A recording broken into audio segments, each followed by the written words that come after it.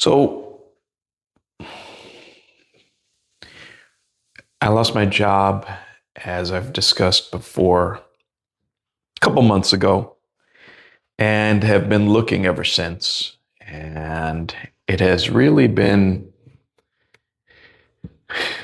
I won't say discouraging, but definitely affirms that things are not rosy and that there's a certain bias against older folks in the job market. So I'm, for those of you who don't know, I'm a 60-year-old man, and I've had a career. It's actually several over my working life, but my last career has lasted 26 years now. Started working in this field um, 26 years ago, and maybe I'll talk a little bit more about what I did um, and all of that in a future video. But for today's purposes, or for this video's purposes, I just want to say you can really, this is again addressed at all the young guys out there and the old guys who maybe have lived it can reaffirm this in the comments, but you can really screw up your life in a major way by making poor decisions.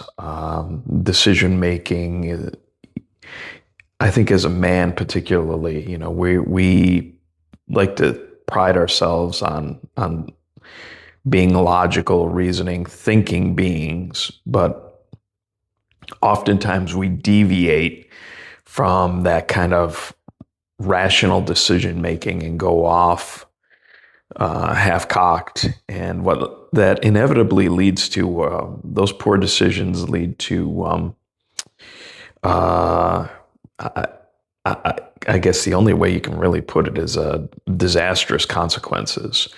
And in my case, that was very much the case. I was a middle-aged guy, and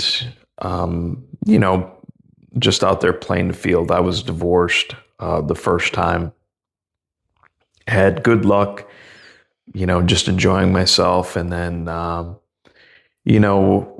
met women who wanted to be serious and, kind of employed all different kinds of ways to trap you, and I was pretty good at avoiding all those, the usual traps. And then, one of them inevitably, ingratiated herself to me, and the whole love bombing and all that. Tried the baby trap, and instead of walking away like I knew I should have, I said to myself, you could do worse. And younger woman who was in her late 20s, early 30s. And, I knew I resisted, talked to my friends about it, male friends, of course, about how it was a bad decision. And, told myself, I distinctly remember this because I had, how you have these conversations with yourself. I distinctly remember this over time, having this conversation. This is stupid. This is going to lead to bad things. Just, and actually we would have arguments, verbal altercations, where I would tell her to pound sand and, basically get lost. And she would come circling back around and, same kind of thing, real clingy, love bomby. And, I would have these internal conversations and tell myself, well, you're not getting any younger. You could do worse. She wants to have a family. And to that point, I had had no kids, and there was always a part of me that wanted to have kids, and so I guess I looked at it as, well, this is maybe my last opportunity. So I went for it, and in and of itself, that was poor decision making. But then, you know, she got pregnant, and she decided she wasn't going to work for us. Most of the decision making, and this is where stuff really started to go sideways. Most of the decision making was her. Um, she decided she was going to stay home, which she did for the first 5 years of our son's life. And so there was that. And then, she decided we needed to get a house, even though it was a bad time to get a house. I was kind of in between jobs because she wanted to move. So we moved. And I left a very good job, making decent money. Of course, it was a grind, but making good money. Took a job for a lot less money. Took a 60% pay increase. I'm sorry, decrease. So that went south. Of course, it started dipping into savings. I spent my parents' inheritance that I received. Both of my parents had passed away at that point, and they left me a small sum of money. It wasn't a lot, but it was significant enough to be able to buy a house and, basically fund her lifestyle of vacations and new cars and so on, and gifts, of course, always gifts. Then I started dipping into my 401k. I managed to get back to doing what I was doing, and landed a job, moved again, landed a job, basically restoring my salary, my previous salary, and then some. Well, she decided she was going to start messing around. I caught her with text messages, and I don't know, how many times that had happened. I only caught her the one time. And instead of kicking her to the curb, she basically said it would never happen again. Yeah, well, if you believe that, I've got some bridges to sell you. So caught her. She swore it would never happen again. So at this point, I had spent a considerable amount of my retirement savings, and actually all of it. She was having difficulties at home because she had too much time on her hands. She so it was constantly going into depression. Here's another topic for another video: women and their depression and their mood-altering drugs and so on. But anyway, staying on topic. So I told her the solution was for our son to go to school because he was still home, and for her to go to work. And she said she couldn't. Now, mind you, we lived in a major metropolitan city. We lived just outside of Boston, which is a very historic place. She said she couldn't get a job working in her field that she had experience in because there wasn't enough of a demand for her field. So more gaslighting. So he had to move from Boston to the South so she could get a job. So we moved. She had her choice of 3 positions, actually, when we moved to the South. And she decided to take probably the worst out of all those 3 to move to a very small community. So I left my job where I was making good money. I was just about to 6 figures and looking to get a pay increase. Um, and also, um, doing quite well in my profession. So I moved. Again, I took a 30% pay decrease. So I went from making $90,000 a year to making actually less than 60. So it was actually more a third pay decrease. More than the 30%. It was over a third. So I took a job here. I had to travel for this job. So there was gas, there was wear and tear on the vehicle. Also, she could be happy. So she's working in this community, doing her thing. And, of course, she works in an environment that is majority male dominated. This office that she's working in is mostly men. And, being the harpy that she is, started to have an affair. Now, this is after the pandemic. This is after all that stuff catch her, and the details of all that, I think that we'll save for another video. But so I catch her.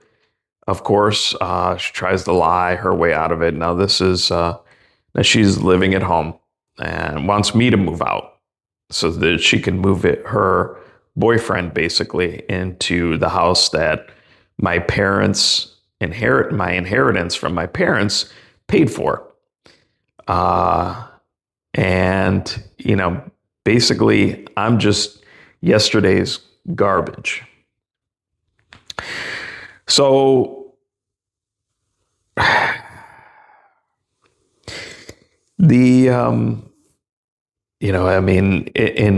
in describing all this and I've told this story to friends and many times. So it's not, and none of this is uncomfortable because I realized from the moment she left, and she was doing me a favor. But anyway, so I'm still working, and of course, I have a job that's high stress, or had a job that was high stress, and because at this point I was working at another place. I was kind of moved up, making a little bit more money, not a lot, just basically. I think I was making maybe $65,000 at that point, $66,000. So I'm still not back to where I was when I first met her. When I first met her, I was actually making over $70,000 a year. After going backwards and then making it up, now I met her in 2010. This is 2022, 12 years later. I'm still not making what I was making in 2010. Now, mind you, now I'm in my 50s. Like I'm just, time marches on. And that's what a lot of you young guys need to understand. In your minds, and in all of our minds, I was the same way. We stay the same age, but the reality is time marches on. The world moves past you very quickly. It's like that old Pink Floyd song, wasting away the moments that make up the dull day. Yeah, you're wasting them away, but you fritter and waste your life in an offhand way, and before you know it, you wake up and you're staring, pretty much death right in the face. So, getting back to the story, and I apologize for digressing, but getting back to the story, so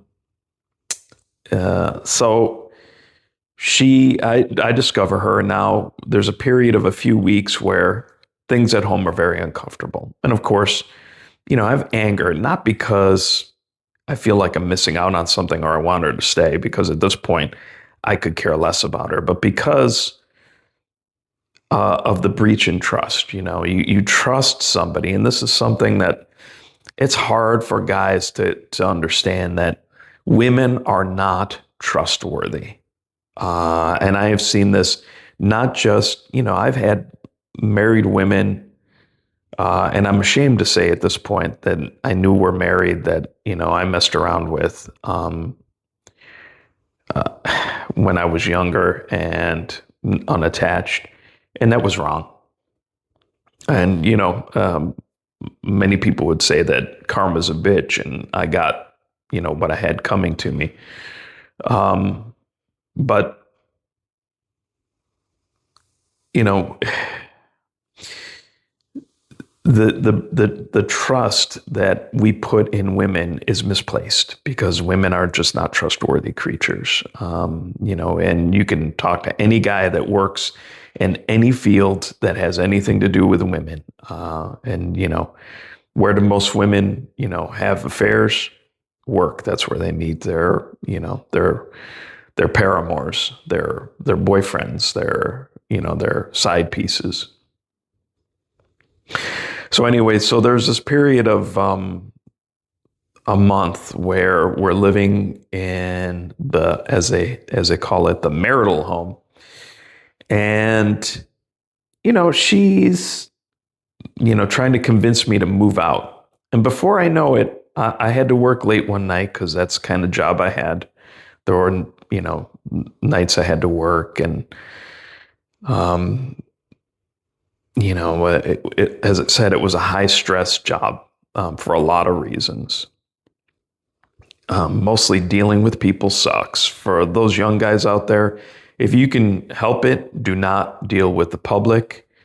Don't be a wage slave. If you can be your own boss, definitely be your own boss.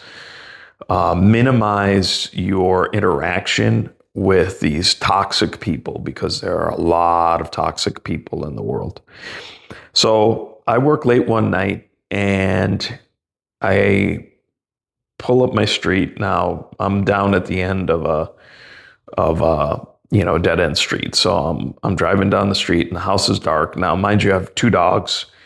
And usually they're outside. They have a pen, and, they're outside in the evening. And, it was nice. The weather was nice. It was,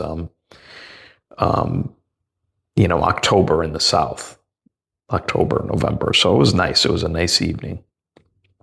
Actually, very pleasant, very warm, as it want to be in the South in the fall. Beautiful weather. And the house is dark. Dogs aren't out. No vehicle in the driveway. So I figured, well, she and my son, they went somewhere. So I walk in the house, and the house is half empty. There's all kinds of stuff missing. And, it's those moments where your heart just sinks. And not because she's gone, because frankly, at that point, I had already, stopped giving a shit about her. And this is the thing. And again, this is a topic for another video. The guys need to understand. There's a point where either you stop caring or she stops caring about the relationship. And you can, if you're perceptive enough, and that's the problem as men, we paper it over. We talk about our responsibilities and what we should do, which is stupid. It's wholeheartedly stupid to think that way, in that kind of chivalrous, take one for the team. You got to do what you got to do. A real man does this. All you're doing is screwing yourself, bro. That's all you're doing. You're screwing yourself, and in the end, you're screwing your kids and your family, because, or what you perceive as your family, because you're destroying everything you are alleging to work for. And secondarily, she's going to up and leave you anyway. Or you're going to get tired of the relationship and her bullshit, and you're going to want to leave. So there's no sense in killing yourself for all of that. Anyway, so I come home to a dark house. Half the stuff's gone. My son, of course, is gone. My dogs are gone. So I try calling her up, and of course, goes right to voicemail. And so I call the cops. The cops are absolutely no help whatsoever. because you're a man. And in domestic situations, they don't take men seriously. And you'll find that out, brothers, if you ever get into a situation where it's a he said, she said situation. You don't matter because society has already decided they're going to take the woman's side. So just bear that in mind. So cops no help. Of course, it's a lady cop, which is, again, a topic for another video. No help whatsoever. So finally, the only way I was able to see my son, because for a week, I heard nothing. She wasn't even decent enough to send a text message saying, hey, this is going on and have a good life. No. I had to go to my son's school and basically create a small scene to be able to take him, because obviously I still had my full parental rights. And that's another thing, guys, you're going to find out is that if you want your parental rights, you're going to have to fight for them, because the system automatically decides that you don't matter as a man. Men are second, literally, in our gynocentric world, a world that was created, by the way, by men. They decided that you're a second-class citizen. So you're going to have to fight for everything. You're going to have to fight for your parental rights. You're going to have to fight in family court for your financial freedom. You're going to have to fight for everything, tooth and nail, because guess what? She didn't give a shit about you anymore. She moved on. She got her new man or her new life. And basically, she wants you to subsidize all that. Anyway, so I had to go get my son at school at the end of the week. And frankly, she'd already started brainwashing him. Now he's older now. I mean, at the time, he was still kind of a child. But he's kind of starting to figure out what female nature really is. And that modern women, I mean, he's already got girls at school asking him for money. One of his classmates is actually, dating this girl, asked him for $80 so she could go out and buy a necklace. What? So, he's already getting a taste of female nature. At any rate, this is all a very long way of saying, I want you all, you young guys out there, and some of you older guys who are still not getting it, to realize that the system is rigged against you, that you have to fight for everything, you have to fight for your rights, and that if you can help it, don't even play the game. Don't involve yourself in the system, because it is completely oriented against men and for men to fail. And honestly, that's why we have so many societal problems. I mean, it stems back to, the feminization of our society, the gynocentric system that we have put in place, and the idea that women are somehow better than men, which nothing could be further from the truth.